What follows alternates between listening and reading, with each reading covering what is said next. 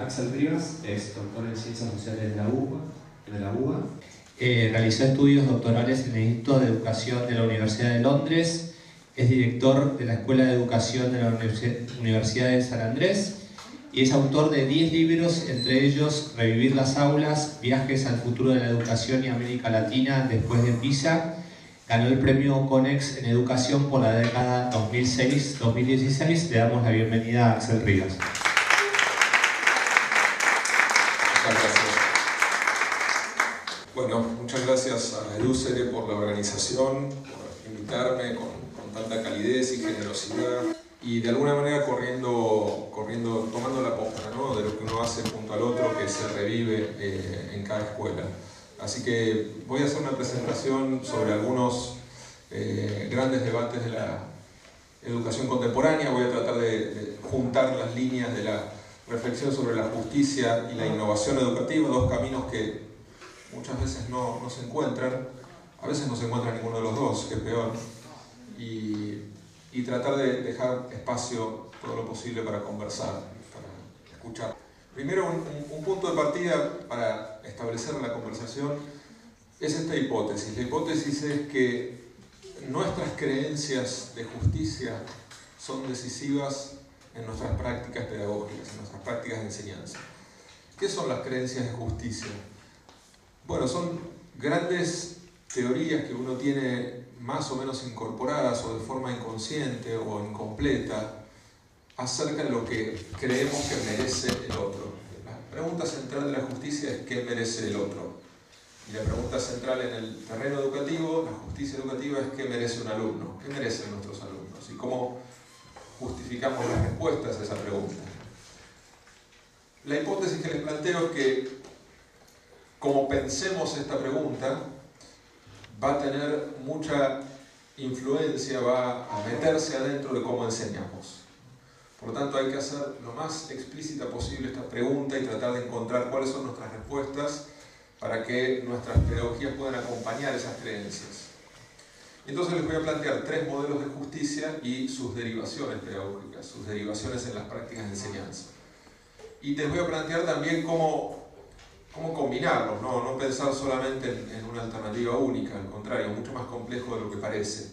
Pero sí tratar de entender primero estos 3 paradigmas y luego tratar de proponer qué hacer con ellos, tratar de hacer algunas sugerencias concretas. El primer modelo de justicia es el modelo de justicia meritocrática. La justicia meritocrática está basada en 3 principios, los voy a describir brevemente. El primer principio es una cierta igualdad en el acceso. Esto supera, en términos de democratización del conocimiento, aquellos modelos que uno podría concebir como aristocráticos, aquellos que establecen barreras de entrada que impiden a ciertos sectores de la población entrar al sistema educativo y vivir la experiencia relativamente común de los demás. Los sistemas meritocráticos se estructuran sobre la base del acceso. Suponen, a veces se logra efectivamente, una cierta igualdad entre las escuelas, nunca completa obviamente, pero una cierta igualdad del punto de partida. Cierta garantía de escuelas en todos los territorios, gratuidad, etc. Piensen, esto lo van a ver muy reflejado en el avance de la escuela secundaria. En la Argentina y en otros países del mundo es muy similar, ¿no? Entonces, la conquista de la escuela secundaria como un derecho es un piso básico para establecer un modelo meritocrático. El segundo componente de este modelo de justicia es una propuesta de enseñanza basada en el programa curricular. El modelo de justicia meritocrática funciona bajo la ley curricular. Es un modelo pedagógico homogéneo, simultáneo, donde lo que ordena el trabajo de los docentes es el programa curricular. Y ese programa curricular debería estar desplegado de una manera clara, con secuencias, con continuidad, y que pueda ser utilizado en las aulas. Típicamente ese programa curricular tiene algunos correlatos, como por ejemplo el libro de texto, que permiten su bajada y su continuidad en el tiempo. Este modelo de enseñanza es un modelo que algunos autores, un autor inglés llamado Basil Bernstein, sociólogo de los años 70, 80, llamaba las pedagogías visibles. ¿Qué son las pedagogías visibles? Son aquellas en las cuales el alumno sabe todo el tiempo dónde está parado. Típicamente una pedagogía visible es aquella en la cual el docente está haciendo constantes referencias a lo que va a entrar en el examen. Y todo el tiempo está diciendo, esto va al examen, entonces empiezan a anotar los alumnos. Y es donde está organizado de una manera que lo que se toma en el examen fue enseñado. En una pedagogía visible, si un docente toma algo que no enseñó, el alumno puede protestar y decir, pero no me lo enseñó. Es decir, es una pedagogía reflejo. Enseña y examina lo que enseñó. Y está basada en el programa curricular, con lo cual, idealmente, en este modelo, un docente puede enfermarse y venir otro, tomar el temario y continuar donde estaba sin grandes variaciones. Es un modelo homogéneo, es un modelo que tiene también su correlato en el modelo disciplinario de reglas claras y que se cumplen. El alumno sabe exactamente en qué unidad curricular está, sabe que esa unidad va a ser tomada en un examen en tal fecha, así como también sabe en paralelo que si hace algo incorrecto en términos de conducta, le va a pasar algo concreto, va a tener 5 amonestaciones. Si falta 25 veces, va a ser expulsado, tiene que repetir el año. Sabe exactamente qué reglas de juego tiene, las sabe todo el tiempo, son explícitas, tanto en lo que puede hacer o no, como en lo que tiene que aprender. Esto es lo que va al examen. Y esto es lo que te estoy enseñando. En ese modelo hay un principio de justicia igualitario. Lo que asume esta concepción pedagógica es, yo enseño a todos por igual. Y fíjense, acá van a empezar a aparecer las ambigüedades, ¿no? Porque el para todos por igual asume la idea de no discrimino a nadie. Yo los trato a todos por igual. No hago ninguna diferencia con ellos. Y el último paso de este modelo es un examen justo, en términos de que mide únicamente los conocimientos. Este modelo, idealmente, en el caso francés, que es donde también este modelo tiene su expresión máxima, y nuestro sistema educativo está muy inspirado en el modelo francés, incluso en algunos casos en Francia se intercambian las pruebas de los alumnos. Por ejemplo, el profesor de química de un grupo de alumnos se intercambia las pruebas con otro profesor de química paralelo, para que cuando las corrige no sepa quién es el alumno. Ve el nombre, no sabe quién es, pone la nota con justicia ciega, ¿no? Se tapa los ojos, no sabe quién es el alumno, pone la nota por el conocimiento que pone en la prueba escrita, ¿no? Con lo cual, no se puede asumir que hay un sesgo porque no me gusta la cara del alumno, porque me trato mal, por sus padres, sus creencias políticas, religiosas, etc., ¿no? Este vendría a ser el modelo de justicia puro, en el cual lo que se asume es la condición de igualdad. Una vez que yo te dejé entrar en el sistema, te trato con igualdad, a todos los trato por igual, hasta esa prueba final que es el examen. Y mientras tanto, hago muy explícitas las reglas y no me desvío de ellas. Este modelo tiene una gran tentación. La gran tentación es que deposita toda la responsabilidad por el aprendizaje en los alumnos. Yo enseñé a todos por igual, yo establecí claramente, no las establecí, las comuniqué las reglas de juego. El que no hace algo, o el que no aprende, o el que no estudia, es responsabilidad de él, pues yo los traté a todos por igual. Y eso muchas veces permite a quien conduce la situación de enseñanza no sentir la responsabilidad por la falta de los demás. Una vez que él completa su parte, la falta de los demás es responsabilidad de los demás, de cada alumno. Este modelo está basado en la idea de la vara. La vara es el principio fundamental de la justicia meritocrática. La vara es justamente un nivel de aprendizaje visible. Todo el tiempo hay que saber qué es lo que hay que saber, qué es lo que hay que alcanzar en términos de conocimiento objetivable. La vara necesita actualizarse constantemente y aspira al menos, muchas veces no lo logra, aspira al principio de no moratoria. A mí me gusta llamarlo el principio de no moratoria. Es decir, intenta y querría poder construir el principio de no moratoria, el sentimiento de que no me van a dar otra oportunidad. No hay otra oportunidad. No hay moratoria, no hay, hay un perdón después. No te preocupes que en algún momento te van a perdonar. No va a haber perdón, no va a haber segunda oportunidad. No hay segunda instancia. ¿Por qué? ¿Por qué es tan importante que no haya ninguna segunda instancia de examinación, por ejemplo? Porque de esa manera, al establecer claramente la vara, esto es lo que se enseñó, en este periodo se enseñó esto, ahora que terminó el periodo se toma exactamente eso. Si todos saben que es así, no hay ninguna duda, lo que va a pasar es que todos van a hacer su máximo esfuerzo. Y para que esa vara se pueda sostener, necesita perdedores. Necesita alumnos que no lleguen a ella. ¿Por qué? Porque esos alumnos van a hacer la demostración ante los demás de que algo me puede pasar. Si yo no hago mi máximo esfuerzo, efectivamente me van a desaprobar y voy a repetir o voy a tener consecuencias. Por lo tanto, mejor que haga mi máximo esfuerzo. No hay excusas. No es que yo me pueda acercar al profesor y decirle, tuve un problema, se me rompió la computadora, no pude. No. Si no lo lograste, todos los demás tienen que saber que va a haber penalización. La vara tiene un modelo de profesor o profesor ideal, que alguno lo escuchará en los pasillos, a veces se escucha todavía hoy, que es ese profesor o esa profesora de la cual uno dice, hay muchos alumnos que no aprobaron su materia. Es buen profesor.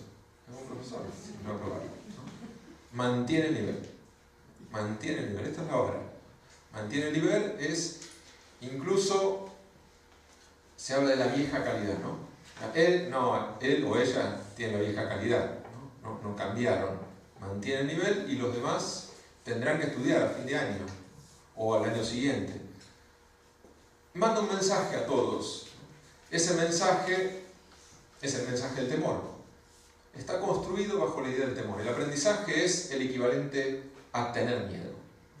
Yo sé que me va a pasar algo si yo no estudio, que es, me van a desaprobar, en mi casa me van a castigar, me van a recriminar, voy a quedar fuera de mi grupo de pares y repito, sé que me van a pasar cosas. John Dewey, el pedagogo norteamericano del principio del siglo XX, decía, los seres humanos no podemos aprender sin interés. No estamos diseñados para aprender sin interés. No podemos hacerlo. Ahora, la gran pregunta es ¿qué es el interés? ¿Qué define el interés? Bueno, hay muchas formas de interesar a las personas en su propio aprendizaje. Una de ellas, y una de las que más se ha utilizado, probablemente la más extendida, es el interés de que no me pase algo malo.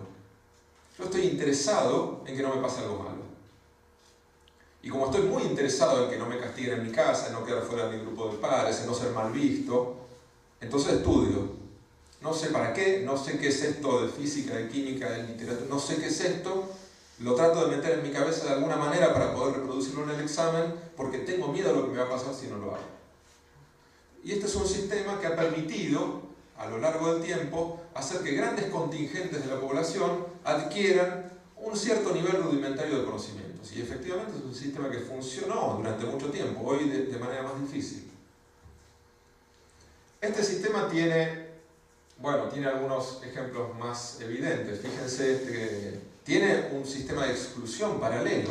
Si hay quienes tienen que ser perdedores, en algún lugar tienen que ir esos perdedores. Fíjense este comunicado de una escuela que dice así: a toda la comunidad educativa, la dirección informa que, ante la gran demanda de inscripción para el ciclo lectivo 2015, no se garantiza la vacante para aquellos alumnos en riesgo pedagógico. Esto probablemente sea ilegal, creo que es ilegal, pero el mensaje es, y fíjense lo paradójico, ¿no? Muy probablemente esta escuela tenga exceso de demanda, por eso manda este mensaje, porque tiene más alumnos inscritos que los que puede admitir, porque tiene estas prácticas, probablemente. Porque justamente excluye a los que tienen debilidades, lo dice explícitamente y les da un mensaje a todos: miren, hagan el esfuerzo, si no se van a tener que ir, van a tener que ir a otro lugar. Es explícito el mensaje, ¿no?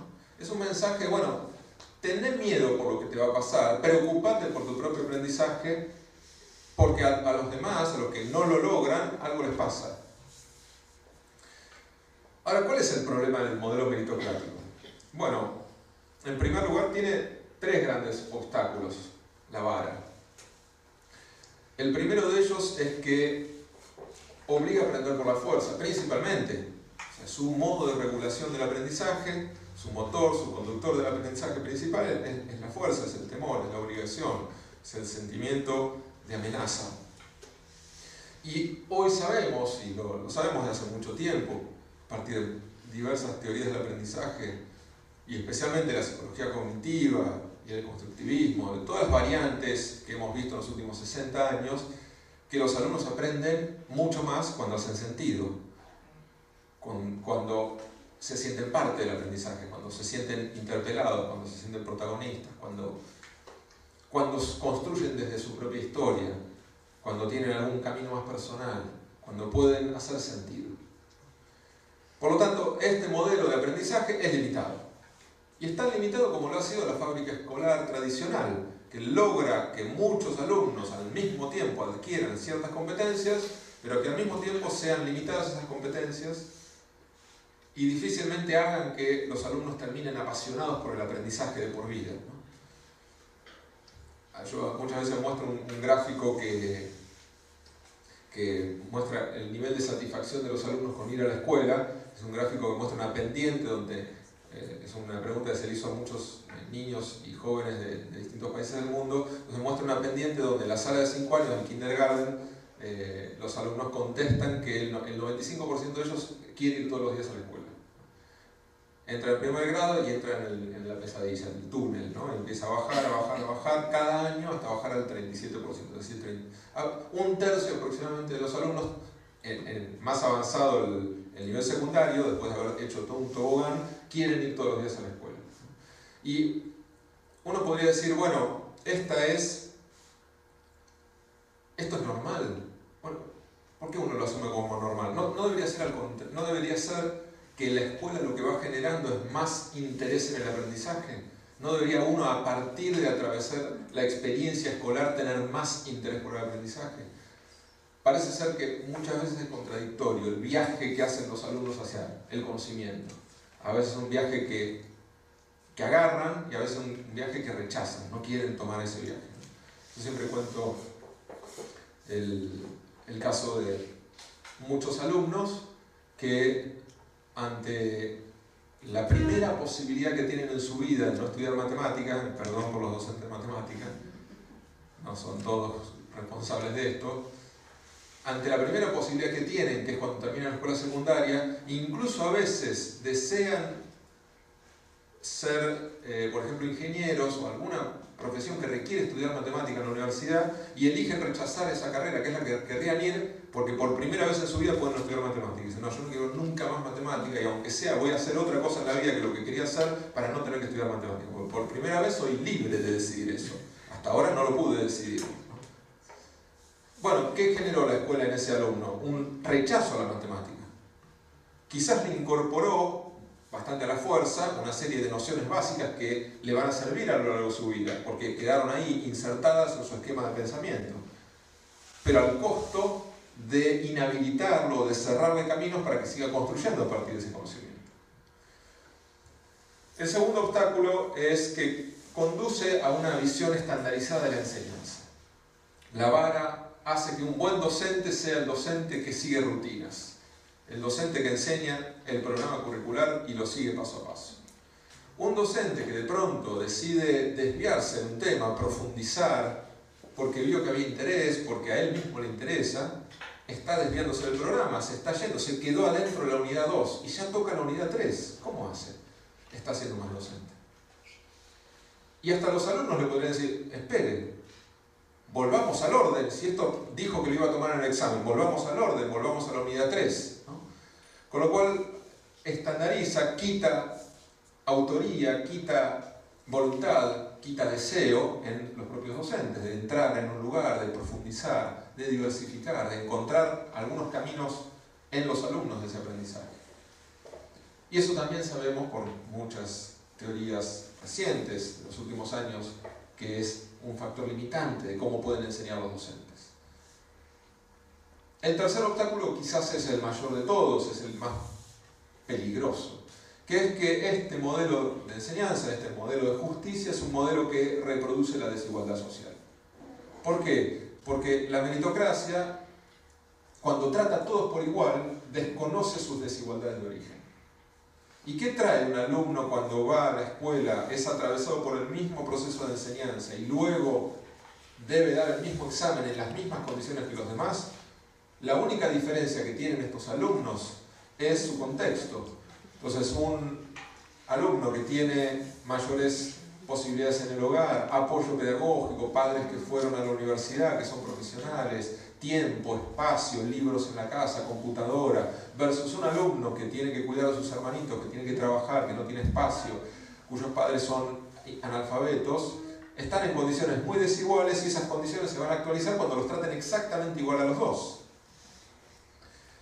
Al final del camino, incluso, este modelo tiene un efecto añadido, que no es solamente la reproducción de las desigualdades, sino también su legitimación, la cristalización. ¿Por qué? Porque al atravesar esta experiencia igualitaria, al menos en parte, porque también hay muchas diferencias entre escuelas, nunca termina de ser igualitaria ni siquiera en la ficción, pero al atravesar esta experiencia que parece ser igualitaria, o que en algunos aspectos lo es efectivamente, los estudiantes que terminan pueden decir, por ejemplo, aquellos que salieron ganadores de la carrera porque terminaron a tiempo, que sacaron las mejores notas, pueden decir: yo me lo gané, a mí me trataron igual que los demás.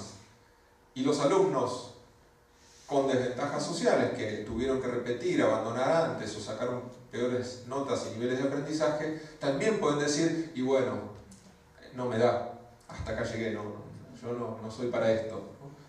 ¿Por qué me trataron igual que los demás? No es un problema del sistema, es un problema mío, yo soy el culpable. Entonces, esta organización, este régimen de justicia, es un régimen que, al mismo tiempo que construye un sistema de reproducción de la desigualdad, construye su legitimación. Lo hace evidente, autoevidente. Parece ser que no hay otro modelo posible, ¿no? Y uno muchas veces escucha hablar de este modelo y dice: bueno, pero la escuela es así, la escuela siempre fue así, ¿no? Como que es inmanente a la escuela. En parte lo es, en parte no, pero buena parte de las reglas de juego en las cuales conviven las escuelas históricamente son estas. En los últimos años esto ha variado, pero no deja de estar presente en su ADN. Entonces, ¿qué hacer frente a este modelo meritocrático? ¿Cómo enfrentar sus obstáculos? Bueno, en primer lugar, y acá lo primero que voy a decir es que no hay que eliminar la meritocracia. Vamos a ver, hay que combinarla. François Dauet, un sociólogo francés, decía: no se trata de eliminar la meritocracia, sino de ponerla en segundo lugar. De que no sea el primer ordenador de justicia de una escuela o de un sistema educativo. No se trata de eliminar el valor del esfuerzo. No se trata de decir: bueno, no importa si te fue bien o mal, si hiciste esfuerzo o no, no importa, es todo igual. No, la meritocracia tiene que estar presente en la escuela. Tiene que haber un valor asignado a lo que hizo el alumno, pero no puede ser el primer y principal, y a veces único, organizador de la justicia educativa. Porque produce todo lo que acabamos de decir. El segundo modelo de justicia es el modelo de justicia compensatoria. El modelo de justicia compensatoria empieza a aparecer especialmente en los años 90 en América Latina, un poco antes en países europeos, y tiene un punto de partida que es un cambio de paradigma. El cambio de paradigma es el modelo de justicia compensatoria le dice a sus alumnos, le dice a los alumnos del sistema: ya no están solos. Les envía un mensaje: ya no están solos. Y establece el principio de redistribución: dar más a los que menos tienen. La justicia compensatoria dice: el sistema educativo tiene que reconocer la desigualdad social, la desigualdad cultural, la desigualdad de contextos, y a operar sobre ella. No puede decir: bueno, borrón y cuenta nueva, acá los tratamos a todos por igual. No, reconocer esas diferencias implica dar más a los que menos tienen. Y este modelo es atravesado por una serie de intervenciones, típicamente de políticas o de las escuelas, que yo las llamo prótesis. Las prótesis del sistema educativo, que son la aparición de becas, comedores para retener a quienes no pueden comer o no asisten de otra manera a la escuela, maestros de apoyo, centros de educación complementaria, a veces a contraturno, a veces del sector público, del sector privado, exámenes compensatorios, alargar los periodos de examen, dar más oportunidades con algún recuperatorio. Todas estas instancias van creando una malla de contención de los caídos y van tratando de generar una justicia contracultural, contra la desigualdad social. Operan estas mallas de contención que son añadidos, ¿no? ¿Por qué son prótesis? Porque no cambia el sistema de fondo, que ahora vamos a ver en el tercer modelo. No cambian las relaciones pedagógicas. Ahora, lo que le empieza a pasar al docente típicamente en este caso es que ya no siente esa culpa más o menos presente por aquellos que no avanzan, por aquellos que no aprenden, por los que quedan abajo de la vara. El docente promedio en general, bajo el modelo meritocrático, sufre. ¿Por qué sufre? Porque sabe, más o menos conscientemente, que ese sistema produce injusticia. Él lo ve, ella lo ve, lo ven. Ven que los alumnos más pobres, más desaventajados, sistemáticamente son los que abandonan antes. Lo ve. Y de una forma u otra siente algo de responsabilidad por eso. Porque es la persona que está ahí en las aulas. Cuando empiezan a aparecer estos sistemas de contención, de reparación, de apoyo, y entonces eso empieza a contener el fracaso, empieza a permitir más oportunidades a los que tienen más desventajas, empieza a sentir un alivio. Un alivio que es parte de un sistema más poderoso de justicia, pero también un alivio peligroso, porque puede hacer descansar a ese docente en las viejas pedagogías. Puede decir, bueno, yo enseño igual que antes, sino en el programa curricular. Total, como alguien se cae, alguien lo va a levantar. Yo sigo igual, mantengo la vara. La aparición de este modelo compensatorio genera una turbulencia extrema en el sistema educativo, especialmente en la escuela secundaria. ¿Por qué? Porque este modelo en su principio original es distinto, es disruptivo con el modelo meritocrático. Y mantenidos así, confrontan y generan una esquizofrenia educativa. ¿Por qué? Porque yo, en el modelo meritocrático, yo profesor, viene un alumno con un problema y lo tiene que resolver él. Me plantea un problema, hay una regla. Se porta mal, hay una regla. No aprende, hay una regla. Le pasa algo. A partir del momento en el cual el sistema me empieza a decir a mí, vos sos responsable por el aprendizaje de tus alumnos, todo cambia. Porque una cosa es ser responsable por lo que enseño. Yo enseño este programa curricular, sí lo enseño. Tomo el examen justo, sí lo tomo. A pasar a, vos sos responsable por lo que aprenden tus alumnos, no solamente por lo que vos enseñás. En el momento que eso empieza a introducirse de manera sistémica, los docentes muchas veces se sienten perdidos, porque sienten que ya no tienen autoridad. Sienten que ya no... ¿Qué hacen con el alumno problemático? Si ese mismo alumno, que en el modelo meritocrático debería ser castigado, en el modelo compensatorio debería ser apoyado. ¿Cómo lo castigo y lo apoyo al mismo tiempo? ¿Qué reglas construyo para los demás? Si yo le digo, no, igual vas a tener compensatorio, yo te voy a seguir enseñando para que... ¿Cómo hago para que se esfuercen los demás en el primer examen? Produce desconcierto en muchos casos, parálisis y también mucha frustración. La convivencia de estos dos modelos. En el fondo, vamos a ver que el pasaje a un tercer modelo implica una cierta ruptura epistemológica para quienes están dentro del sistema educativo. Es muy difícil operar combinando teorías de la justicia, especialmente hacia el tercer modelo que ahora voy a presentar, sin tener un cierto nivel de adhesión a la justicia. Es muy difícil intentar reparar desigualdades, contextos difíciles, historias de vida de nuestros alumnos, tratar de superar el modelo meritocrático de yo enseño y los demás, problema de ellos. Tratar de superar ese modelo implica algún tipo de adhesión a creencias de justicia social. Porque si no, lo que no funciona es un modelo de justicia por imposición, por decreto. Me dicen que tengo que incluir a todos, me bajan la inclusión. Ahora no los puedo reprobar porque me dicen que los tengo que incluir. No va a funcionar, o va a funcionar muy parcialmente, o va a dejar un montón de agujeros en el medio, ¿no? Tiene que haber un cosquilleo interior, tiene que haber una sensación, esto no puede ser así. No puede ser que los alumnos más pobres aprendan menos. No puede ser que incluso el conjunto no aprenda mucho, no le guste aprender.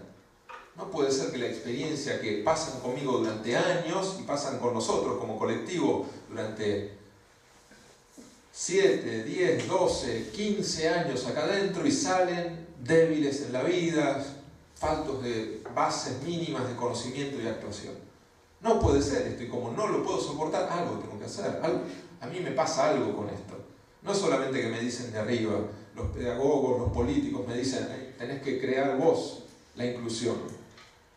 No, algo me pasa a mí. Este es el primer punto, digamos, lo vamos a ver un poquito más adelante. La idea nace interiormente, se reproduce, se comunica, se logra convertirse en una práctica simbólica, algo que culturalmente empezamos a aceptar, se convierte en parte del sentido común. Y esto es una larga batalla que dura a veces décadas. Piensen ustedes, si quieren hacer el paralelismo, porque uno piensa, bueno, ¿cómo se cambia una estructura tan profunda? Bueno, piensen ustedes cuando las mujeres no podían votar. Estaba legitimado, estaba aceptado, estaba irradiado en la sociedad. Hay algo que va rompiendo eso hasta un punto en el cual eso parece insoportable. ¿Cómo no van a poder votar? Es decir, hay una conquista de las creencias. En este caso también. ¿Cómo nos van a aprender? ¿Cómo nos van a desear aprender? Esto debería ser básico en el sistema educativo. ¿Cómo no van a desear aprender? ¿Cómo van a pasar por acá y no sentir el deseo de aprender más? Si somos escuelas, ¿no nos dedicamos a eso?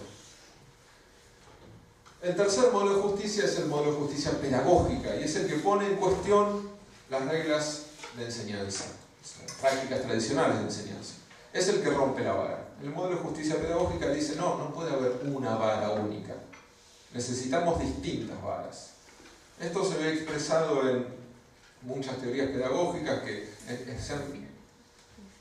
uno las puede nuclear alrededor de las pedagogías diferenciadas que tienen especialmente desarrollo en Francia, bueno, pedagogos suizos como Perrenot, Meriero, pedagogos españoles. Lo que proponen, el punto central de la pedagogía diferenciada es alumnos en aulas comunes, no es diferenciada porque separan a los alumnos por aulas o por escuelas, aulas comunes, escuelas comunes, pero con abordajes, estrategias de enseñanza diferenciadas para grupos de aprendizaje que son muy diversos, aulas heterogéneas. Uno puede tomar mucho de esto de la educación rural, donde un docente se para frente a sus alumnos y tiene distintas edades, y en algunos casos trabaja por ejercicios paralelos, en otros casos por trabajos conjuntos, un dibujo todos juntos, y en otros casos por tutoría, un alumno más grande enseña a uno más chico. Ese docente no dice, bueno, yo no puedo enseñar acá, son muy diversos los alumnos. No, utiliza la diversidad para enseñar con nuevas herramientas. Y tiene distintas estrategias, llega de distintas maneras a sus alumnos. Esta es la ruptura pedagógica de la desigualdad. Está dentro de las aulas y está dentro de las escuelas. Entonces, ¿cómo se construye? Vamos a hacer un pequeño diagrama acerca del cómo ir hacia esa visión de justicia. Este es el diagrama que muchas veces muestro sobre las 6 C de una escuela justa. La primera C es la C de las creencias, es la C de lo que venimos de alguna manera con la hipótesis que las creencias tienen mucho impacto en lo que hacemos, lo que pensamos del otro impacta mucho en cómo operamos sobre el otro.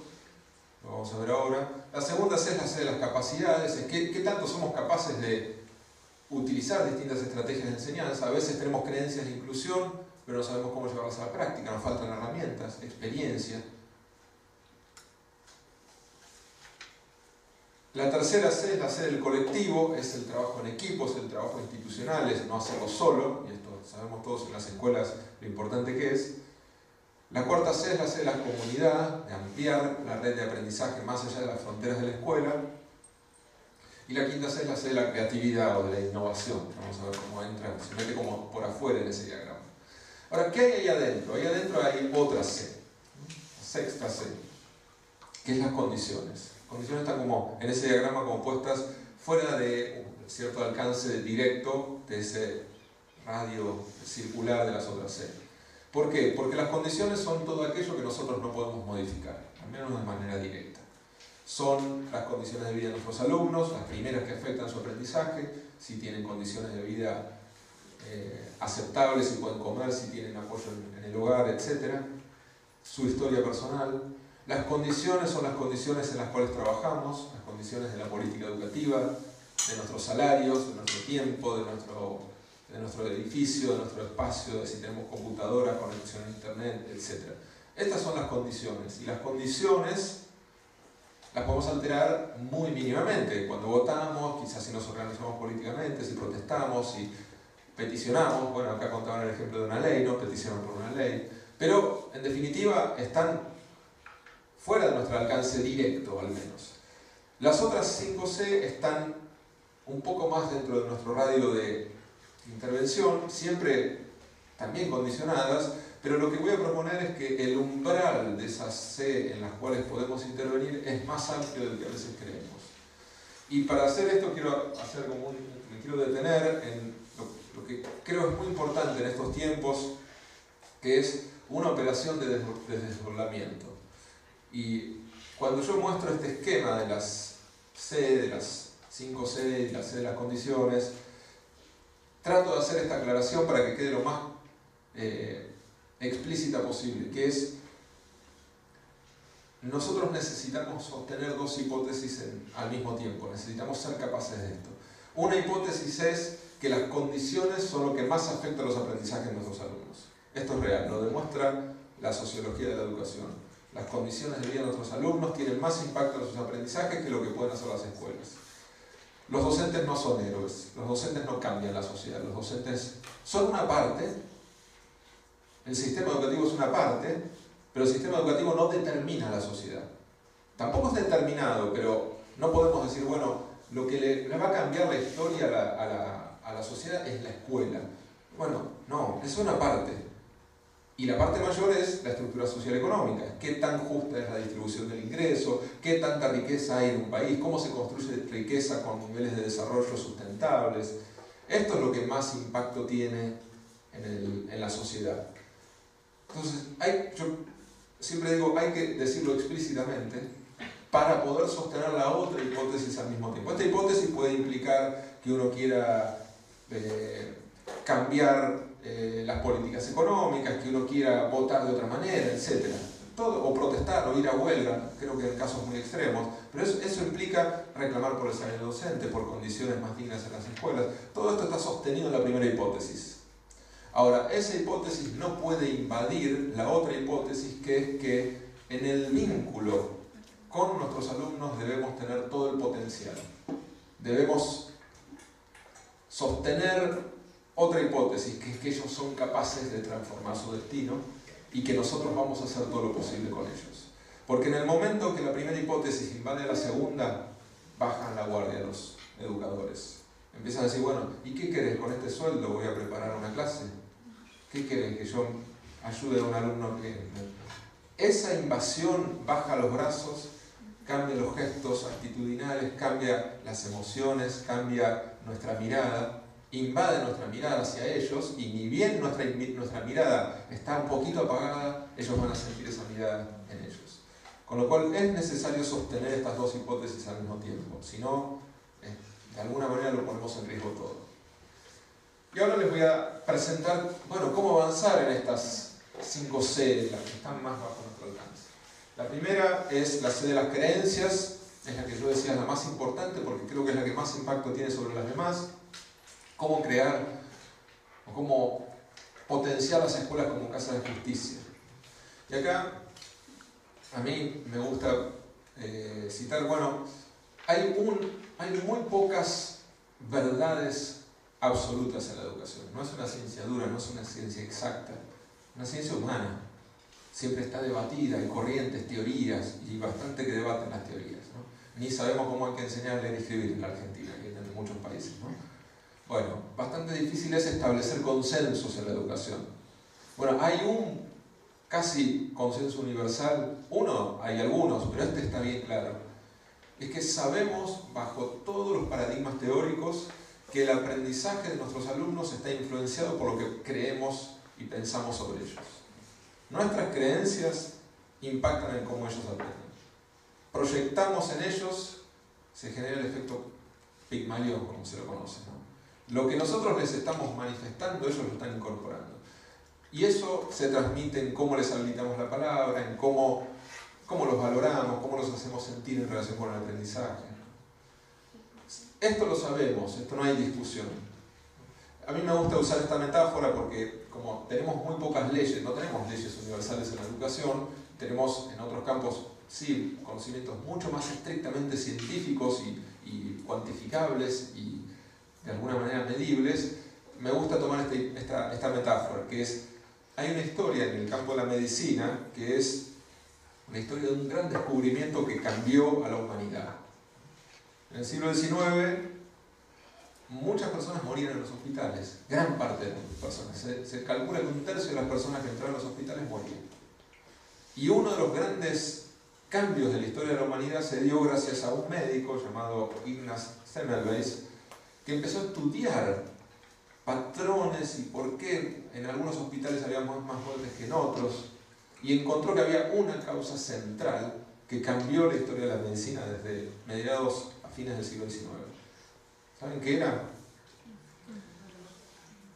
Descubrió lavarse las manos, exactamente. Descubrió que lo que más salvaba vidas era una operación muy simple, y era que los médicos y las enfermeras se laven las manos. Porque lo que encontraban las infecciones intrahospitalarias. Entonces, esto, que para mí es como simplemente una metáfora, uno podría decir, bueno, en el campo de la educación, si sabemos que nuestros alumnos aprenden más o menos según lo que creemos que ellos son capaces de hacer, tenemos que no lavarnos las manos. Es decir, es un poco la operación metafóricamente contraria. No podemos lavarnos las manos, no podemos pensar, bueno, no importa, si le da y si puede, puede. No, depende de cuánto nosotros los hacemos sentir que pueden. No nos lavemos las manos, tenemos que ensuciarnos en hacerlos sentir capaces, en potenciarlos a todos, incluso al que creemos que está más lejos de poder aprender algo, que no pertenece allí. La segunda estación es la estación del colectivo, decía antes, el trabajo institucional, y acá también tenemos mucha evidencia. La investigación ha sido muy contundente en mostrar por qué las escuelas mejoran, por qué algunas escuelas están mejor que otras. Y hay mucha evidencia que concluye que, en primer lugar, hay un factor central que es el clima de trabajo. Cómo se genera ese clima, cómo se genera el espacio del proyecto. Y ese proyecto tiene algunas reglas muy básicas. Las escuelas funcionan bien cuando hay un proyecto, cuando hay primero una mirada reflexiva. Esa mirada reflexiva es algún tipo de evaluación, de autoevaluación. Hay una mirada hacia el interior que reflexiona. En lo posible hay método, sistematización. Vamos a hacer una evaluación anual, cada tanto tiempo. Y vamos a hacer estrategias, vamos a proponer un plan de mejora, un plan institucional en base a esa evaluación. Vamos a responder a lo que vemos que funciona y no funciona.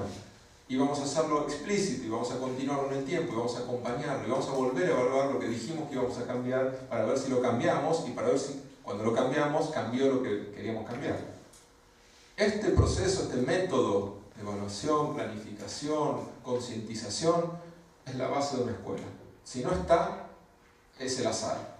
O una personalidad mágica de un directivo que no lo podemos replicar, que va a estar siempre aislado en algunos lugares. Este proceso de autoevaluación, planificación, es algo que debería estar siempre, que es posible construir y que en algunos casos, hay una investigación muy interesante que se hizo en Chile.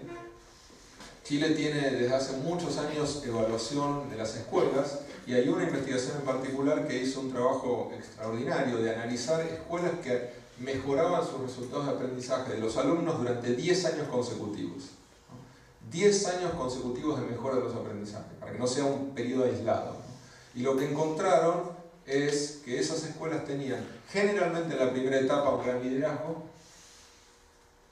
pero sistemáticamente encontraron que ese liderazgo era un liderazgo distribuido, que construía poder en los actores, en los docentes, en los alumnos y en la comunidad. Construía poder quiere decir involucraba en un proyecto conjunto.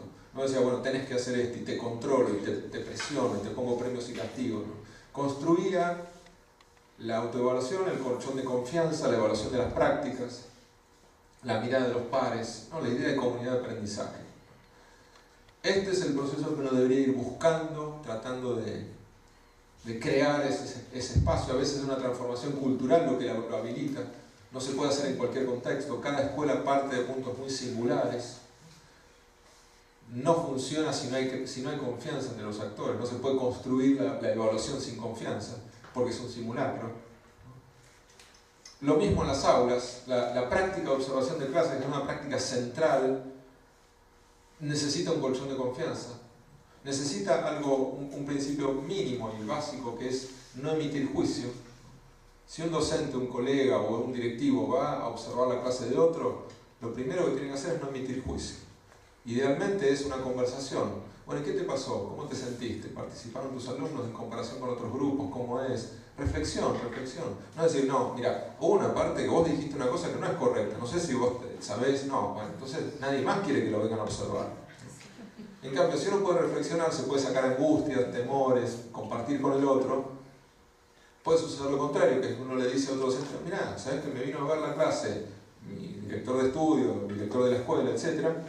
Y estuvo bueno, me hizo pensar, ¿por qué no lo hacemos también? Es decir, invitar esa práctica requiere construir confianza. No funciona en base a la amenaza, al temor o a una diferencia salarial. Te pago más si tenés mejores resultados. El sistema educativo necesita construir comunidad. La estación 3 es la visión de la comunidad expandida, visión de comunidad hacia el afuera, ¿no? Cómo incorporar a las familias, a la comunidad, a otras instituciones, cómo hacer proyectos reales en lo posible, cómo tratar de que lo que pasa en la escuela tenga un correlato afuera. Yo siempre digo, no hay que pensar, más todavía con los jóvenes de secundaria, pero también con los de primaria, que todo lo que pasa en la escuela es como una actividad introspectiva, donde el alumno hace algo que solamente ve su docente o después lo ve su padre y ahí termina, como mucho, en una pared, con una exhibición. Hay que hacer cosas que pasen afuera también, ¿no? Un proyecto de investigación sobre las cloacas, por qué hay aquí o no cloacas, etc. Poner esa disposición de trabajo es también hacer partícipe a las familias del proyecto institucional, no simplemente hacerlos venir a los actos escolares. Trabajar con asambleas, con clubes de debates, construir el clima institucional en base a la empatía, a la participación del otro. A mí me gustan mucho los clubes de debate porque es una experiencia en la cual se construye una regla que es, en el club de debate se argumenta y se escucha. Hay un debate y yo tengo que argumentar y escuchar. Típicamente en las primeras sesiones es todo muy desordenado, pero una vez que se establece la regla, 2 o 3 veces que se hace así, ellos empiezan a argumentar y escuchar sobre un debate o un tema polémico.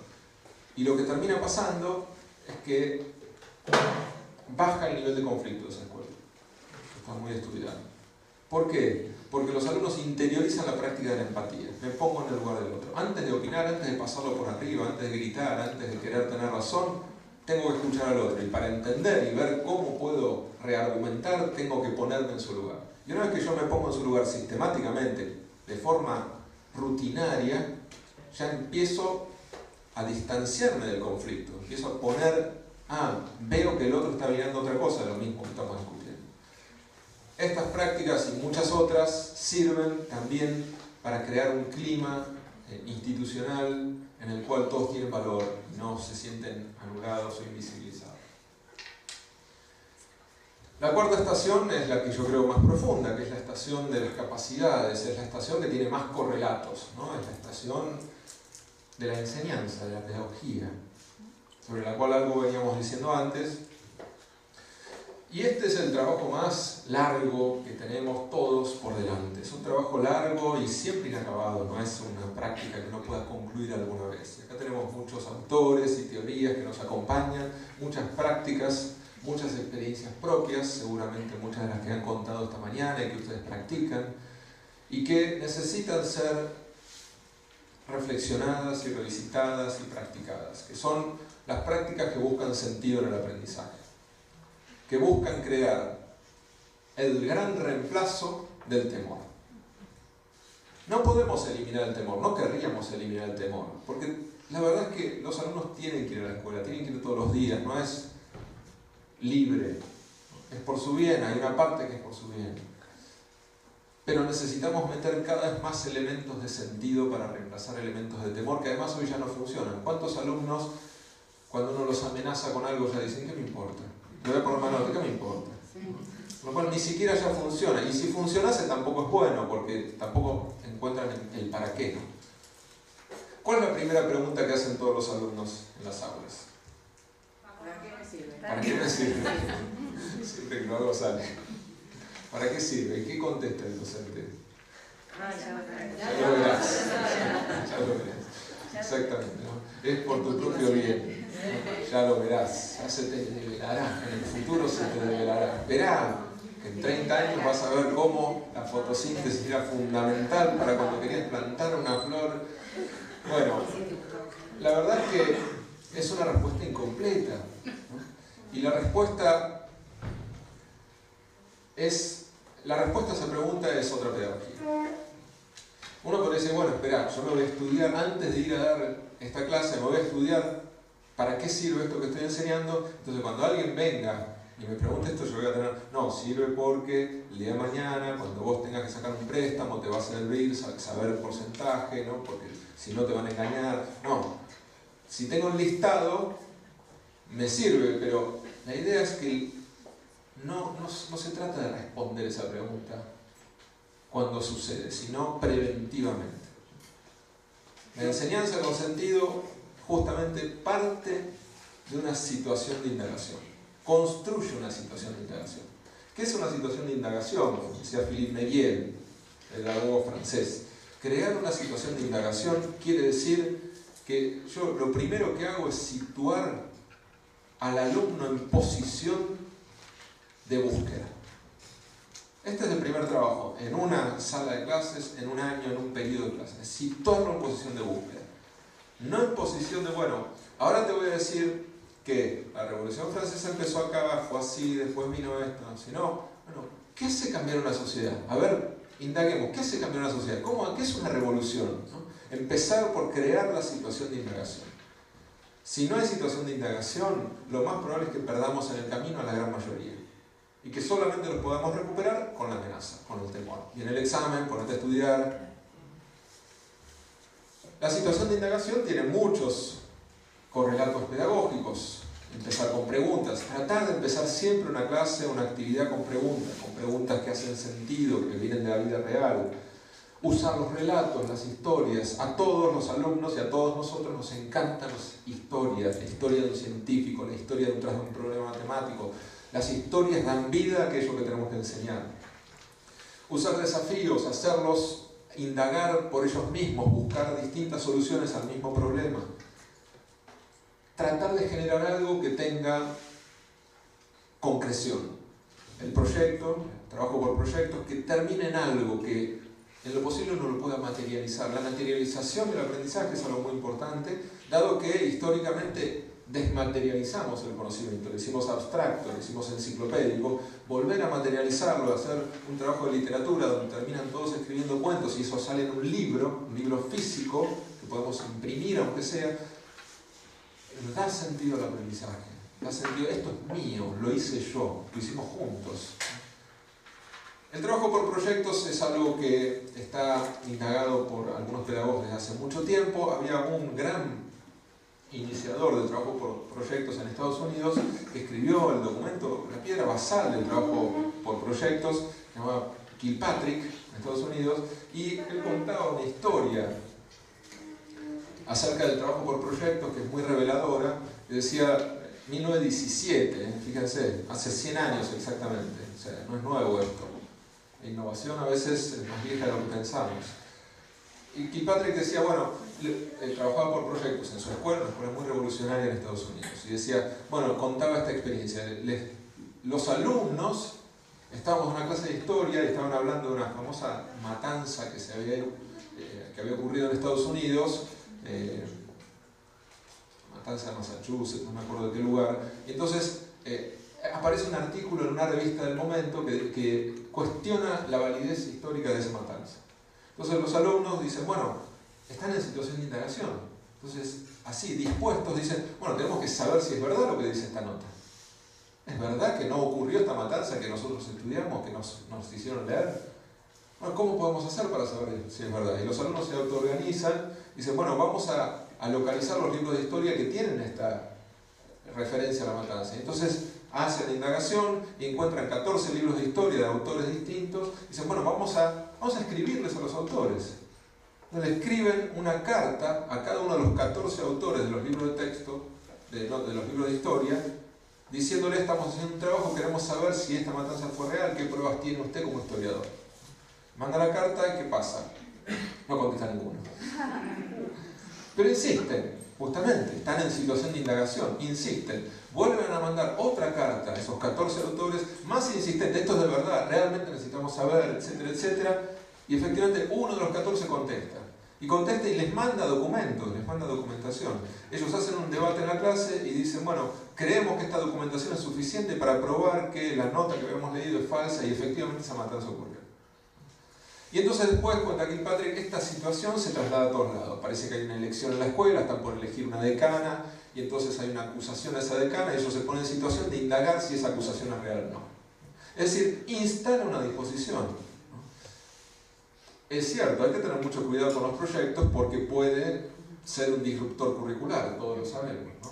John Dewey, el maestro de Kilpatrick, decía, el trabajo por proyectos, defensor de la pedagogía democrática, de una concepción muy abierta, decía, tiene que tener reglas de juego y tiene que ser compatibilizado con la enseñanza de los contenidos básicos, porque si no nos podemos pasar todo el año indagando esa situación específica y no estudiar nada más. Con lo cual siempre equilibrios en las situaciones de indagación. Este es el trabajo de personalización y traducción, ¿no? Hacemos pedagogía cuando personalizamos, cuando encontramos los puntos de sentido, cuando el alumno siente esto me está pasando a mí, por lo tanto necesitamos profundizar, en algunos momentos los alumnos tienen que sentir esto es mío, este libro es mío. Una de las peores cosas que hacemos es darles a leer todos el mismo libro. A veces sirve porque nos pone a todos a estudiar la lógica del seminario, estudiamos el texto, ¿no? Pero otras veces es, bueno, tenemos que leer el túnel de Sábato todos al mismo tiempo y por ahí terminan odiando al túnel, a Sábato y a la literatura completa, ¿no? O sea, uno tiene que saber que la literatura es una expresión de deseo, es personal y a veces a mí un libro me engancha y otros no. Entonces, generar esa experiencia donde la lectura es algo mío requiere una disposición pedagógica que pueda alternar, crear ese contacto individual. A veces se tienen que perder solos para poder encontrar ellos el conocimiento. Y es esta la forma en la cual se produce justicia. Cuando hablamos del derecho a la educación, la concepción de derechos es que los derechos son inmanentes. Los derechos son de las personas, no se los otorgamos nosotros. No se los otorga el Estado, no se los otorga un docente. El derecho a la educación se concibe como inmanente, es de los alumnos. Ahora, eso, que a veces es difícil de conceptualizar, implica que la experiencia de aprendizaje de un alumno es una experiencia que tiene que tener la capacidad de ser interiorizada, tiene que ser apropiada. El derecho es mío porque viene de mí y vuelve a mí. El trabajo de la justicia es hacer sentir a los alumnos que son dueños de su conocimiento. Algo muy difícil cuando el conocimiento es estandarizado, obligatorio y se toma en un examen a todos al mismo tiempo. Para mí la mejor forma de resumir esta posición que han tenido muchos pedagogos y que es muy difícil de llevar a la práctica a gran escala es, yo lo sitúo en el, no sé si acá pasará, espero que no, pero probablemente pase, muchos alumnos cuando terminan el año en la escuela secundaria, ¿qué hacen? Rompen las carpetas, rompen las hojas y las tiran. Y esta operación naturalizada que ocurre en muchos contextos es una operación que demuestra el incumplimiento del derecho a la educación. ¿Por qué? Porque esa carpeta es su vida, es su destino. Lo que pasó ahí es su destino, es lo que va a poder hacer, lo que construyó el conocimiento en él o en ella. ¿Qué tantas armas tiene para defenderse en la vida? ¿Qué va a ser capaz de pensar, de proyectar? Si las rompe es porque no son de él, de ella. Rompió porque no le pertenece. Si le perteneciese, diría, esto es un tesoro, ¿cómo voy a romper mi conocimiento? ¿Cómo me voy a romper a mí mismo? Mi futuro, este es mi futuro. Lo que aprendí acá tiene tanto valor que es mío. ¿Cómo lo voy a romper? ¿No? Entonces, establecer esta relación, en definitiva, esto es lo más poderoso que puede construir una escuela. Establecer una relación con el conocimiento. mucho más que el programa curricular que después comprobamos en un examen. Esto requiere también trabajar en la quinta estación, que es la creatividad, la innovación con sentido. Es un diálogo, es compartir experiencias, es cómo lo hiciste vos, qué te funciona y qué no. La pregunta central de una escuela debería ser qué funciona y qué no. Instalar esa pregunta. Instalarla quiere decir, bueno, estamos enmarcados, acá no tenemos las respuestas. Pero el programa curricular tradicional nos dijo, hace esto, no cuestiones, no lo cambies, aplicalo, reproducilo y reproducir a nuestros alumnos. Bueno, esto está cambiando en los últimos 30, 40 años, está cambiando, nos seguimos viviendo bajo un paradigma de dominación. Los docentes tienen espacio, tienen más libertades, va cambiando de a poco, hay contradicciones. Un supervisor viene y nos dice, sí, buenísimo lo que están haciendo, adelante, ¿qué importa si no está la normativa exacto? Otro viene y dice, no está prohibido, eso no se puede hacer. Todavía es una contradicción, son mezclas, genera mucha confusión, pero está cambiando, la educación está cambiando. Y esta pregunta debe ser parte de nuestro ADN, así como lo era el ADN tradicional de ese maestro, de esa profesora o el profesor que dice, yo vengo a enseñar un programa. Es hacerse esa pregunta, ¿qué funciona y qué no? Esa es la conversación pedagógica.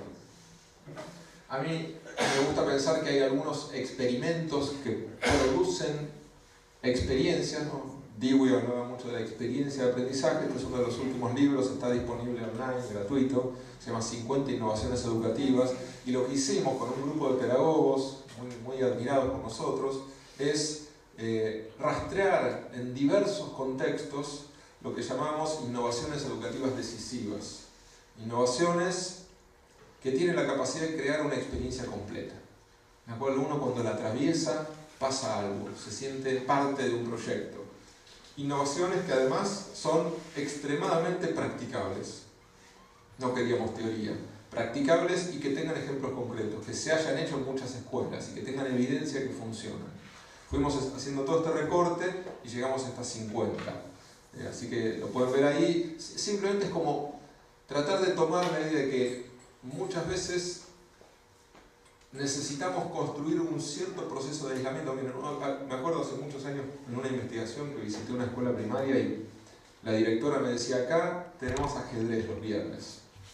Eso lo puse ahí. Y cuando tenemos el taller de ajedrez, viene el profe, después de un tiempo dice, hice la estadística de docentismo. El profe viene los viernes. Durante la semana tenemos 20% de docentismo a los alumnos. Los viernes tenemos 0. No 1%, 0, no falta nadie. Es decir, ¿qué pasó? Y se creó una experiencia.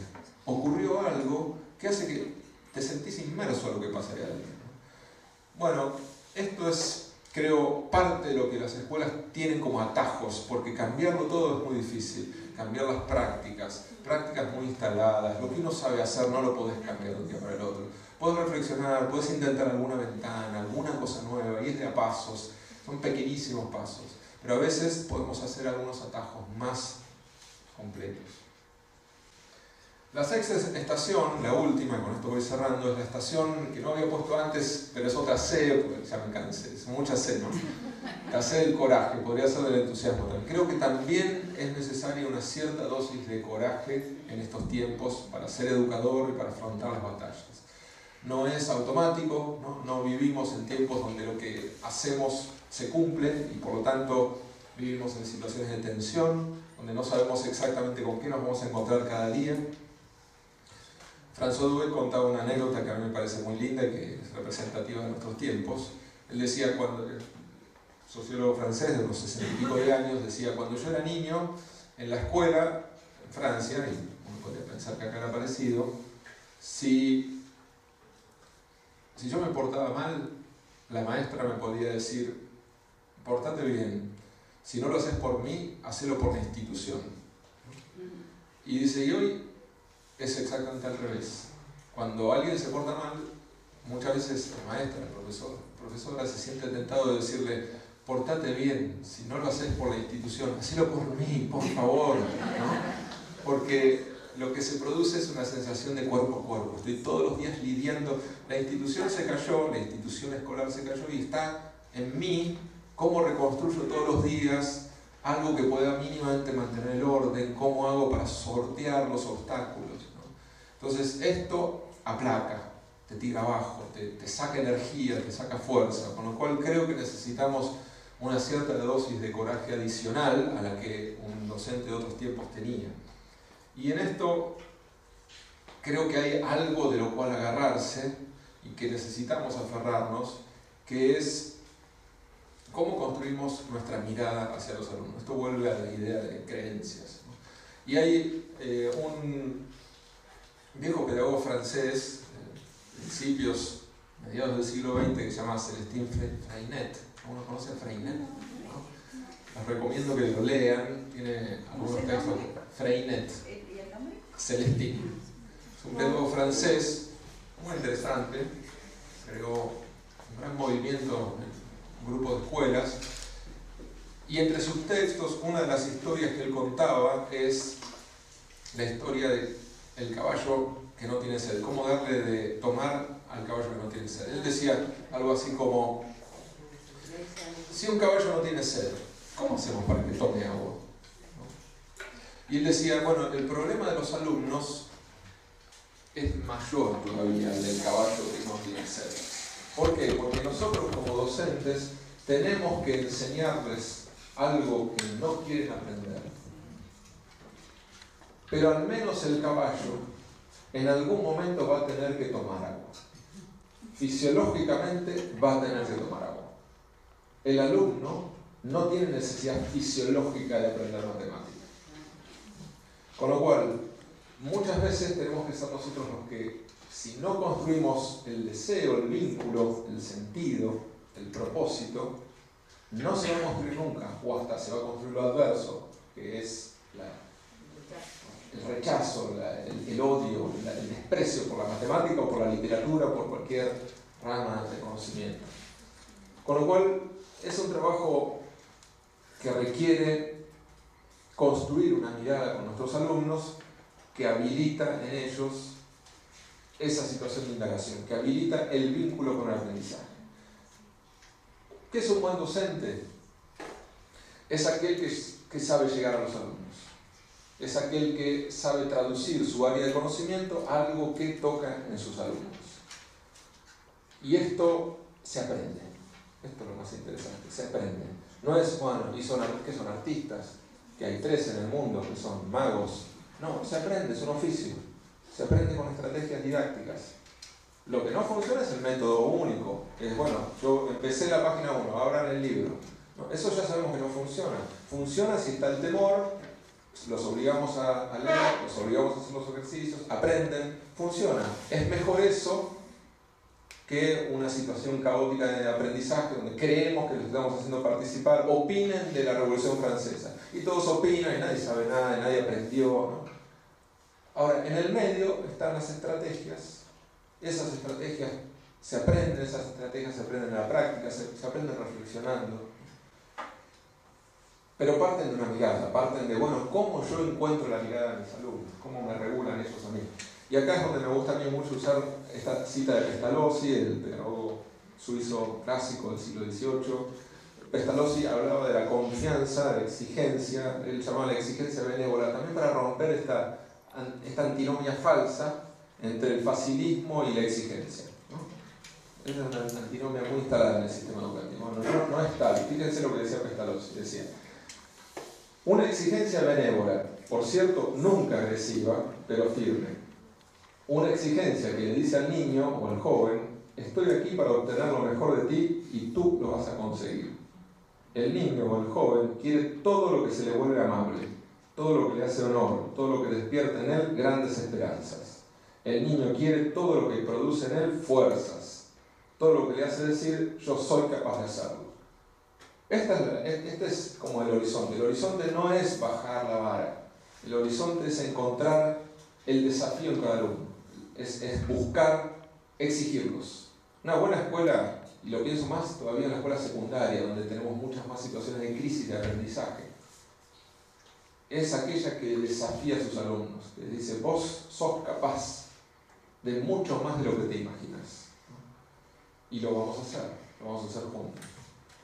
Este proceso implica reinstitucionalizar la escuela, implica no pensar, bueno, ya está, terminó la historia de la escuela, no sirve para nada, no funciona, no, implica reinstitucionalizar. Una bitácora de escuela es la historia de su escuela pública, una escuela pública en Chubut, donde ella cuenta cómo a partir de ciertas situaciones, especialmente una situación muy crítica, la escuela empezó a decir, bueno, basta, no expulsamos más, no los sacamos, no nos sacamos de encima los problemas, y empezó a hacer búsquedas de todo tipo, y ella protagonizó una experiencia en la cual la búsqueda constante, cómo generar situaciones de aprendizaje, cómo se genera la inclusión ante ambientes muy heterogéneos, con mucha discriminación.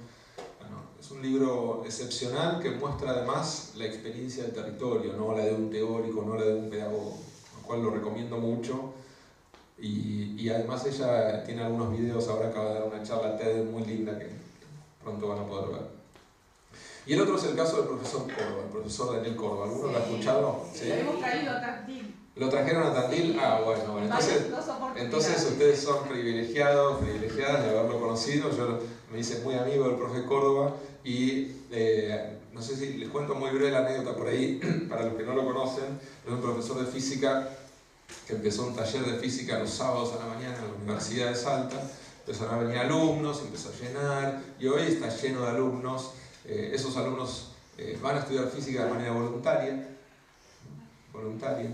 Él me contaba, tiene una página, bueno, ahora les cuento eso, pero él me contaba que van a veces, empiezan a las 9 de la mañana y a veces a las 9 de la noche están todavía ahí. Y le dice, bueno, váyanse, basta, no tienen nada que hacer, es sábado.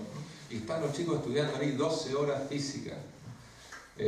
Tal es así que Salta se convirtió, gracias a toda esta experiencia, en la provincia que tiene más aspirantes e ingresantes al Instituto Balseiro en Bariloche, que es el más prestigioso de enseñanza superior de la física. Con lo cual, y como esto lleva muchos años, ya tienen postdoctorados en distintas universidades del mundo salteños que están haciendo su postdoctorado en Finlandia, en Estados Unidos. Con lo cual, fíjense a lo que puede conducir. ¿Y qué hace él? Crea situaciones de indagación. Empieza con una pregunta: el mundo, ¿por qué no se cae la luna? Empieza con una situación, indaga sobre situaciones que todos nos preguntamos, de niños especialmente. Y hay algo que también es revelador de su experiencia, que es una historia que él cuenta, que quizás cuando vino la contó, que él en su grupo de Facebook, que tiene todos sus alumnos, les pone los viernes a la noche, dice: a dormir, especie traidora, mañana hay clases. ¿No? ¿Y por qué les dice especie traidora? Porque él cuenta la historia de un alumno suyo, que ahora ya es un tutor de su grupo, que en algún momento vinieron los padres a verlo y le dijeron los padres: queremos saber qué pasa acá porque nuestro hijo se saca un 1 en todas las materias y tiene 10 en física y matemáticas. ¿No? ¿Qué pasa acá? Bueno, y entonces va y le pregunta a este joven, le dice: mirá, vinieron tus papás, me dijeron esto.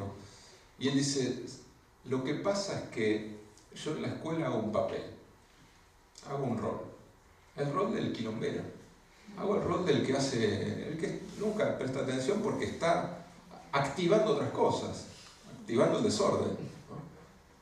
Cuando vengo acá me siento una especie traidora. Es decir, lo que estaba mostrando él, obviamente que quería apasionarse por algo, le apasionó la física, podría haber sido otra cosa, pero la escuela no le estaba abriendo las puertas para apasionarse por la física y reconocer esa trayectoria, ¿no? Entonces hay algo que esta pequeña historia ilumina, que es que detrás de todos nuestros jóvenes, detrás de todos nuestros niños, hay una búsqueda de conocimiento, que nosotros muchas veces no vemos y que muchas veces no podemos habilitar porque estamos en una institución donde tenemos que cumplir reglas, pero que nuestro trabajo en definitiva es encontrar esa historia. Es quizás poner en suspenso los supuestos. Yo a veces se debate, la escuela secundaria se dice, bueno, 12, 13, 11 materias, es imposible para un joven, ¿no?, que viene de la primaria, ¿cómo hace con 13 materias? Se pierde, ¿no? Yo digo, bueno, sí, por un lado es cierto, por otro lado, son 12, 13, 14 oportunidades de viajes al conocimiento. Si tenés 14 oportunidades de viajes al conocimiento, seguro alguno agarrás. Ahora, sin embargo, no se convierten en viajes al conocimiento.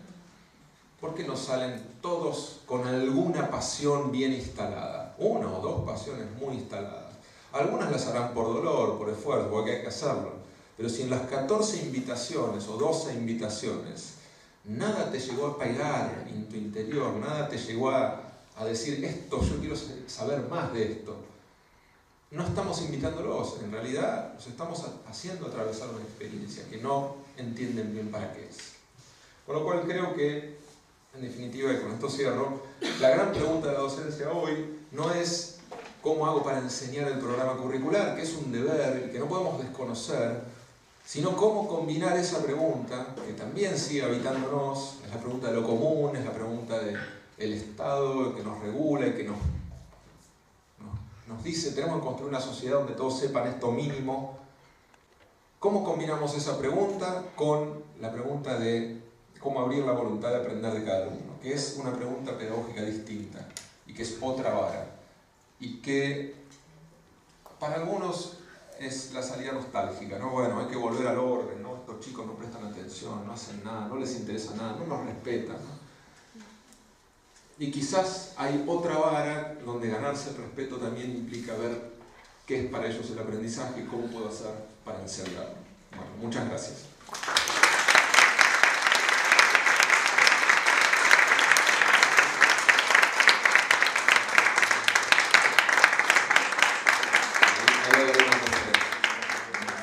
Abrimos si quieren una conversación, a ver, con tanto. A mí me gustaría también comentar algo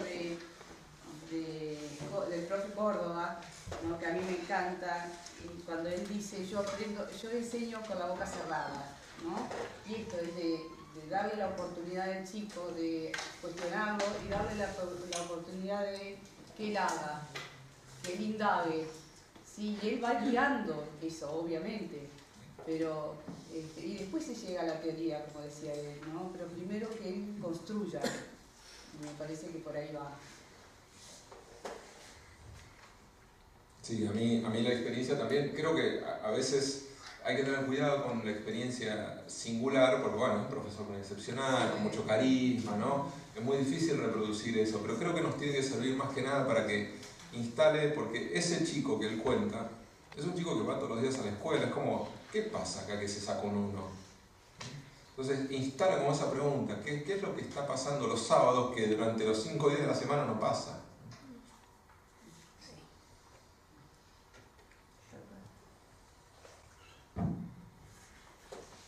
Yo pido permiso, disculpas porque no llegué a tiempo, escuché parte de su charla y no pertenezco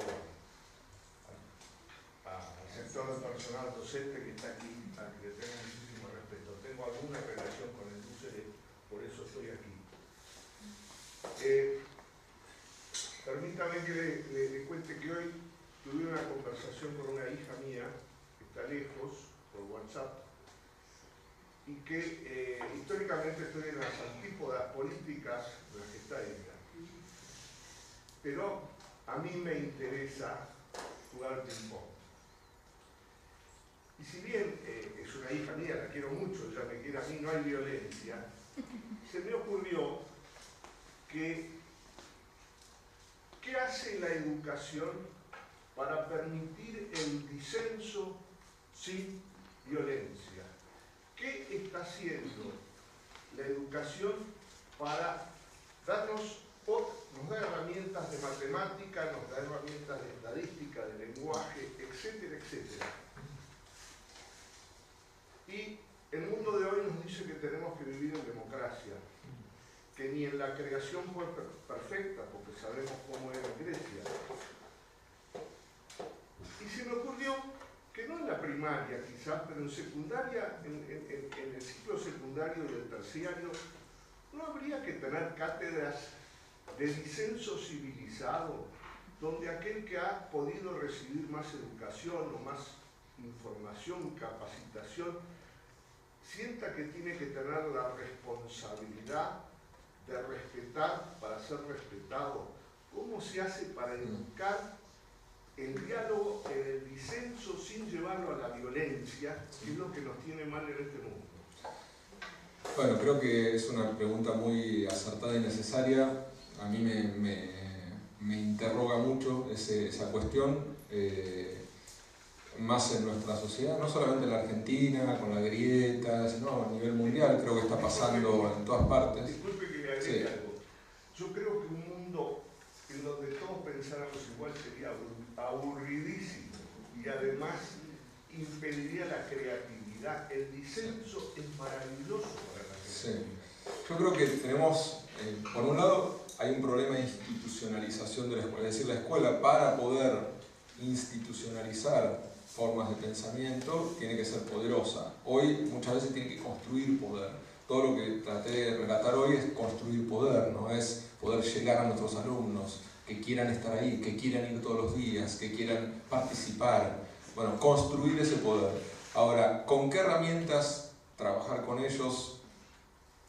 Su orientación, llamémosle ideológica, política, su visión del mundo. Bueno, creo que ahí la escuela tiene que hacer un trabajo muy importante para esta sociedad, que es contracultural, porque la sociedad tracciona alrededor de emociones, atrapa, ¿no? Hoy se conoce mucho más que en la paradoja, ¿no? La paradoja de un mundo en el cual uno pensaría, bueno, ahora que hay muchas menos dictaduras, que hay tantos medios de comunicación, tanta variedad, vos podés entrar y consumir lo que vos quieras, debería haber más diferencias de pensamiento que habiliten. No, se construye lo que se conoce como el efecto burbuja, ¿no? Muchas personas entran en Facebook y lo que les llega es todo lo que ellos ya piensan, solo que ahora les llega de 100 lugares distintos. Antes tenían por ahí el diario, la televisión, veían más o menos todo lo mismo. Ahora les refuerza lo que ya piensan, se lo refuerzan de distintos lugares porque el algoritmo le busca noticias y cosas que ya había leído y por lo tanto les refuerza lo que ya piensan. Con lo cual, no es que vivimos en una sociedad que porque democratizó los medios de comunicación, las personas piensan con mayores dosis de criterio. Al contrario, puede hasta ser divide más a la población, divide más el pensamiento, lo hace más emocional, rápidamente me identifico con algo y refuerzo esa identidad. Con lo cual creo que la escuela tiene que ser contracultural, profundamente contracultural. Y eso implica primero que nada, construir el pensamiento científico. El pensamiento científico es todo lo contrario de la imposición del poder, de una autoridad, establezco una hipótesis, la corroboro, la confronto, tengo dudas, no impongo mi verdad, la voy a buscar, voy a verificarla, busco los mejores elementos para verificar esa verdad, la busco intersubjetivamente con otros, trato de descartarla y si logro encontrar evidencia la sigo construyendo hasta que algún día quizás se caiga, como cualquier teoría científica. Ese proceso implica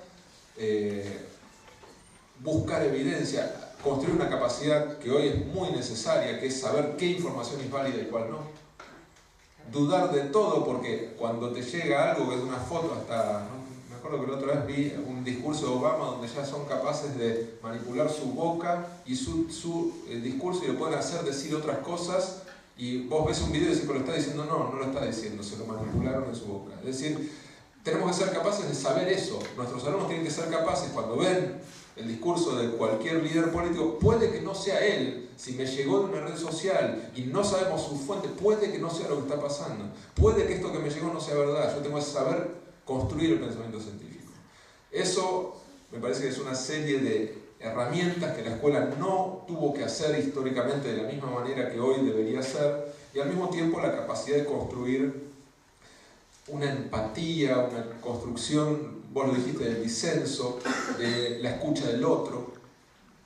¿Cómo construimos la validación de la escucha del otro? Yo lo contaba en el ejemplo de los clubes de debate, que me gusta mucho, pero ¿cómo hacemos para que la escuela sea una fábrica de reflexión crítica, donde a mí me gustaría que un chico salga de la escuela y va y a la noche sus padres están peleando de política y pueda decir, bueno, pero a ver, esto puede que esté bien por esto, y argumentemos a ver, esto puede ser que sí, es decir, que pueda construir con relatividad, con pausa emocional, con contexto, con historia, con otras racionalidades para salir de ese efecto, porque el efecto político es el efecto de captura. Lo que quiere hacer el político es capturarnos para tener nuestro voto y por lo tanto construye alrededor de esferas absolutas, el mal y el bien, la identidad emocional. Nosotros tenemos que ser capaces de deconstruir eso y cuando lo deconstruimos, también deconstruimos que el otro, que parece ser de otro bando, en realidad es igual a mí, tiene otras ideas, pero en realidad lo que nos está faltando es entender por qué pensamos distinto en algunos temas y no somos tan distintos en otros. Pero puestos en bandos somos enemigos y eso es peligroso.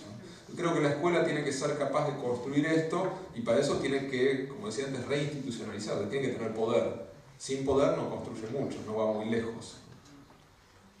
Sí, perdón, creo que estaba vos, vi la mano pero no sé si alguien tenía... Los clubes de debate que comentaba, eso estaría muy bueno también para poder implementarlo en las escuelas. Hay una cuestión, es mucho más fácil estar decidido, formar parte de un bando. ¿Por qué? Porque te tranquiliza. ¿Sabes cuál es la operación del bando? Es, antes de pensar por mí mismo, veo qué dice el bando, qué dice el líder. Entonces lo sigo. Me ahorra el pensamiento, es fácil. Me saco de encima el peso de tener que pensar si tal decisión política está bien o mal. No tengo que pensarlo, veo si es de mi bando o del contrario y ya decido. Entonces, es también asumir el protagonismo, es decir, bueno, yo soy autor de mi propio pensamiento, con lo cual, aunque me lo diga el que parece ser el que está de mi lado, igual me lo voy a cuestionar. Esa posición activa demanda intelectualmente. Es la situación de es aceptar dilemas. Hay personas que detestan los dilemas. Me acuerdo que yo doy un curso de justicia educativa en distintas instituciones, entonces hago muchos ejercicios de dilemas, ¿no? Y en una clase a mí me quedó muy marcado porque después de varias clases, una alumna grande, ¿no? de posgrado, me dice, bueno, basta, no quiero pensar más en los dilemas, basta, no me des más dilemas. Claro, no quería ponerse en riesgo, porque el dilema te pone en riesgo, te hace ver un lado, te hace ver el otro, no ganas nunca, tenés que ver criterios, profundizar. Te incomoda, te pone en situación de desamparo, porque cuando vos estás muy protegido, lo que vos pensás, no dudás, es más seguro, ¿no? Cuando uno sale de ese cascarón y dice, bueno, pero a ver, ¿qué pasa si yo lo veo distinto? ¿Qué pasa si frente a este dilema del alumno, si lo tengo que expulsar o no, lo veo desde este lado, lo veo desde pero ahora todo es complejo, ahora me abriste un montón de preguntas, ahora me pregunto todo, ¿no? Bueno, hay que encontrar equilibrio, porque si no se pregunta todo no puede avanzar. Mi consulta va por el lado, yendo un poco más a la temática que tratábamos en la jornada, que era la innovación y la creatividad. El día leía que el gobierno de la ciudad, o la nación, no me acuerdo bien, quiere tomar el modelo de Finlandia, algunas cuestiones del modelo de Finlandia para aplicarlo a la educación argentina. Quería ver cuál era tu opinión con respecto a eso, si vos crees factible o viable agarrar la educación en un país y trasladarla, transponerla a la Argentina, y también cuál es, en una segunda etapa, cuáles son las estrategias que vos ves a futuro que más pueden llegar a funcionar relacionadas con la creatividad y capaz con el modelo finlandés o no. ¿Cuál es tu opinión al respecto? Sí, bueno, no sé qué es lo que realmente se está comprometiendo. Obviamente que no se puede trasladar un modelo, no se puede trasladar un contexto radicalmente distinto como el de Finlandia, un contexto como el nuestro, un país con mucha equidad, con mucho desarrollo económico, pero sí creo que se puede aprender mucho y siempre hay que tener esa capacidad de analizar por qué ciertos sistemas educativos son capaces de lograr a nivel de gran escala mayores dosis de justicia educativa y de interés en los alumnos. Efectivamente Finlandia lo logra a gran escala, es quizás el más reconocido por eso, y creo que tenemos mucho para aprender. Una de las cosas más interesantes para mí de Finlandia, que obviamente es un camino lejano, pero entender por qué podemos aprender muchas cosas, pero una de las claves centrales es el modelo de formación docente. El modelo de formación docente de Finlandia es un modelo centrado en la investigación. Y el modelo de investigación lo que provoca, todo está en un contexto, ¿no? Finlandia hizo una gran transformación durante muchos años, y fue incorporando distintos valores a la profesión docente que hicieron un conjunto completo, ¿no? Hoy en Finlandia ser docente es algo muy prestigioso socialmente, muy buscado. Para ser docente hay un examen de ingreso en el cual solamente 1 de cada 10 aprueba. Después adentro de la formación son 5 años de formación universitaria, una maestría obligatoria, un examen de salida. Con lo cual solo una minoría de la población llega a ser docente y es la población, digamos, más prestigiosa en la sociedad. La profesión más buscada del país para las mujeres y la segunda más buscada para los hombres después de medicina. Con lo cual construir eso llevó 30 años, no estoy diciendo, bueno, ¿cómo lo hacemos ya? Pero, ¿cómo es el modelo de formación docente? Es un modelo de formación en la investigación didáctica, donde lo que hace el docente es indaga situaciones de enseñanza, se pone en situación de analizar la práctica de otro profesor, indaga y hace investigación sobre distintos modelos de enseñanza y va asumiendo posiciones y va aprendiendo estrategias y a investigar sobre estrategias. Por eso en Finlandia tienen mucha autonomía los docentes y las escuelas. Las escuelas construyen cada una su proyecto curricular, tiene extrema autonomía. Después de muchos años de ese modelo de formación y de avanzar en ese camino, Finlandia eliminó la supervisión, no tiene supervisores que van a verificar si sucede o no lo que se supone que tienen que hacer, no tiene capacitación docente, porque el docente lee toda la vida, es un intelectual, es decir, sigue leyendo, no es que porque le ponen un puntaje o porque le dicen vení acá, va y lee. Hay capacitación y demás, pero es una capacitación propia del efecto de pares, de buscar dialogar con otros. Y no tiene exámenes estandarizados, porque digamos que se construye un nivel de autoexigencia tan grande en cada escuela que no hay necesidad de un control y un monitoreo externo. Y las escuelas tienen mucha autonomía y al mismo tiempo mucha igualdad, no son tan distintas en su nivel de aprendizaje. Todo eso tiene que ver con una posición que es el docente, es autor de su propio proyecto. Y tiene herramientas para discutir pedagógicamente, ¿es esto mejor que lo otro? ¿Por qué vamos a cambiarlo? ¿En base a qué teoría? ¿En base a qué evidencia que funcionó o no? Coinciden en esa manera de reflexionar. Creo que tenemos mucho para aprender de eso, pero obviamente todo en su contexto, en su realidad, en los salarios que tenemos aquí, en las condiciones de formación docente, bueno. Pero a mí me parece que instala una pregunta muy interesante que es, acá hay, en Argentina y en otros países de América Latina, hay una visión que dice, bueno, falta práctica pedagógica en la formación docente, ¿no? Es cierto, pero cuidado con eso, porque a veces se dice, bueno, es todo teoría, y después tienen un poquito de residencia y los mandan a la calle y es todo distinto a lo que habían estudiado en los libros, ¿no? Bueno, es cierto, pero el problema es que los libros son malos, ¿no? Cómo están estudiando la pedagogía es malo, porque si mandás a un docente demasiadas horas en su formación a escuelas, lo más probable es que haga exactamente lo mismo que vio, que reproduzca el sistema, y no tenemos que reproducir exactamente el sistema, tenemos que ser capaces de alterarlo. Por eso es muy importante que la práctica de formación docente se haga en muy buenas escuelas, con muy buenos directores que acompañen ese proceso. No en cualquier escuela, porque uno aprende mucho de la práctica. Hay mucha evidencia que el docente hace su verdadera formación en el primer año de práctica. Y lo tiene que hacer en una muy buena escuela para aprender buenas prácticas. Y en lo posible tiene que, en la formación, aprender a investigar. Porque si aprende la inmanencia del sistema, si aprende prácticas, reproduce el sistema. Te voy a contar, ya que hablábamos de sistemas, yo tengo un hijo viviendo en Nueva Zelanda. Y el sistema neozelandés de educación es muy interesante y no lo conocen mucho. Y bueno, yo soy una docente entrerriana, ya jubilada, soy docente de plástica, y siempre me interesó el tema de la creatividad y esas cosas. Y estando de visita quise ir a una escuela privada y a una escuela del Estado en la ciudad donde vive mi hijo.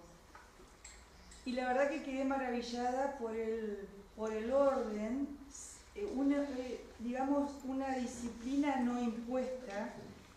Y como vos tocaste un tema que es interesante también, de la acción docente, casi como si fuera una maestra de escuela rural, eso es lo que yo sentí en presencia en un quinto grado, quinto año de allá, con chiquitos, donde no había bancos, sino sectores con intereses particulares. Los chicos llegan, dejan sus cosas y cada uno se va al sector de matemáticas, al sector de plástica, bueno, distintos sectores. Y la maestra es la que los va coordinando. Y aquellos chicos van rotando en esos rincones a la manera de la educación inicial, que tenemos rincones, bueno, igual. Lo continúan, ¿no es cierto? No tienen bancos, son sectores. Y bueno, quedé como maravillada porque realmente es increíble. Y los padres, que eran los compañeros de mi hijo, me contaban sus experiencias, son chicos nacidos en la Argentina, el interés por ir a la escuela. No quieren faltar, porque la escuela les genera esa pasión por aprender. Y en este país se habla poco de la educación neozelandesa y nosotros tendríamos que mirar un poquito más porque tal vez estamos más cerca de ese tipo de educación que la de Finlandia.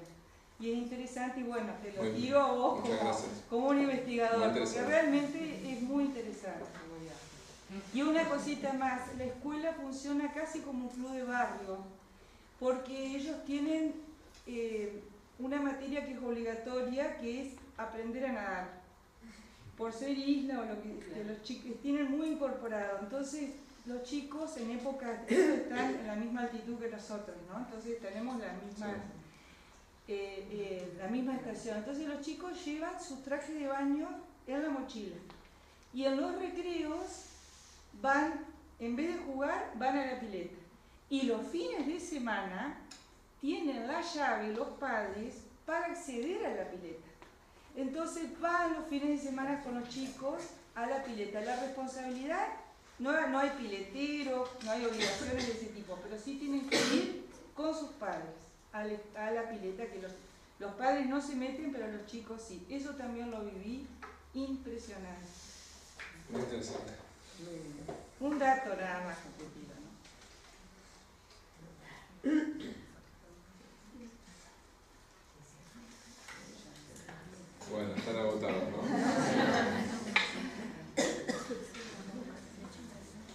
Bueno, para mí un placer, la verdad que compartir un sábado a la tarde acá en Tandil, para mí es un placer estar acá también. Espero que estas reflexiones continúen sus propias prácticas, salen de ahí y vuelven ahí. Algunos materiales que pueden retomar de aquí y siempre el abierto contacto para lo que necesiten.